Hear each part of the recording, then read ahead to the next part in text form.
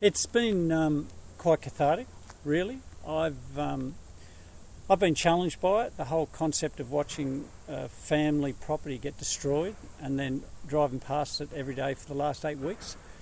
How have I handled that? I guess just one step at a time. Each time I look at it, and I'm probably quite fortunate in regards to that. I've had a lot of support from my insurance company and family and friends, and I'm fairly proactive myself. I struggle with it, the anxiety side of it, but it has been a real task looking at the property sitting there destroyed till now. In the last week, the guys doing the demolition have come down and they've done an incredible job. They're very proactive, very clean, tidy, doing a great job, and I'm going on to the next stage, the next journey for me when I'm going to rebuild. Do you think this experience is mirrored in other people in the local community who've lost their properties? I think there's less a percentage of people like myself. I think the majority of people, it's so daunting. I met one of our local identities who owned the local Frank from the Yadda nursery, and to talk to him and to watch him, I get quite concerned for the people who haven't had anything done yet, and they're not dealing. The process has been so slow. We're talking nearly 900,000 tonnes of infected, excavation materials got to be put somewhere.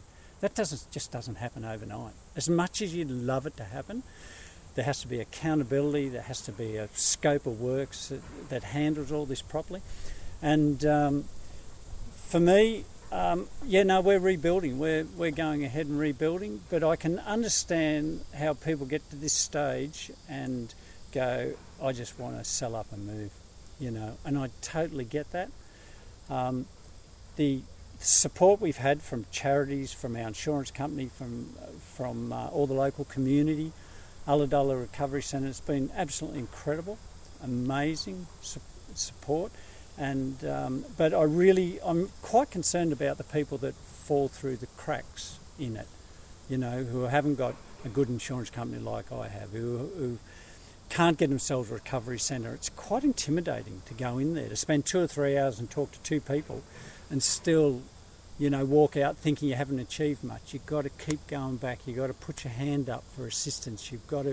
It's there, the community is there. It's very, very, very supportive, but also I can understand how people are very challenged by it, the whole process. Did you ever consider selling up and moving following the fires? No, I gave my wife 2 days after we lost it and lost the house, and I was half expecting her to go, I never want to go through that again. We were trapped here, the fire came through, like it was massive, I just watched the whole sky erupt. I tried to fight it, got badly burnt myself, and my wife I had to put her under the house to escape the fireball and then get her to safety while I continued to try to save the house. But when she said no, we'll stay, I went, oh, good, because I'm going to build a house that I'll be able to just lock up, hopefully, and walk away and help other people that I wasn't able to help on the day. And it's going to cost me a lot more money to rebuild. It's not a simple process. That in itself, people accepting they can't have their original home rebuilt to their existing standard, it's going to cost a lot more money. It's going to be 20-30% more. I'm going to build smaller, more eclectic, a bit more. And it's so lucky I can build it myself. I got friends and family and retired tradesmen that all want to contribute to the rebuild. So that in itself will bring a lot of us together, my family and friends. It'll be good for everyone. My mates who haven't been able to do anything, I said to them, it's not now I need your help. It's in 3 months, 6 months, 12 months' time when we're really going to need the help. We are standing on the ground where your house used to be. There are piles of rocks, bricks, bits of metal across the place in organised piles. How is it going to look after you've rebuilt your home? You've got to be careful, I might go into a full architectural description and get all excited about materials and what I'm building with. But it's going to be, I'm still keeping some of the 60s styles of the house. I love that skillion roof design with modern materials. I grew up with it, so endeared to me. I'm using some of the existing material. I'm going to have 2,000 or 3,000 bricks in a big pile down here on the next level. I'm going to sit here and clean them for the next 2 or 3 months, and I'll repurpose a lot of that. I want to see parts of the old with the new. You know, it's a major disaster in my life path for myself and my wife. We didn't need to be here. I keep saying why we're here, but it gives me a sense of purpose. It gives me a sense of moving forward.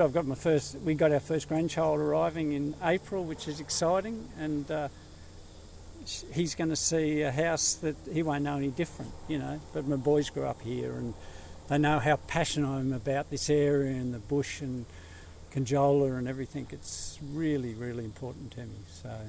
But this experience will remain with you forever and influence how the materials you use to build the house. It'll be fireproof, I imagine. Totally. There's a bushfire report on the house, and anyone that's lost a house and going to rebuild have to get a bushfire report to designate to what level of blaze attack level your house has to be built to. So I'm just going full out. I'm going to full blaze zone. I'm having the whole lot. And to be able to afford to do that, I'm doing a small, eclectic house that I'll feel safe in. I never want to see my wife go through the fear in her eyes when I put her under the house to get away from this fireball that was racing up at us. I never want to put her through it again. I felt, I get quite moved about that side of it. And then my own safety. When I look back on it, it's such a dangerous thing to do.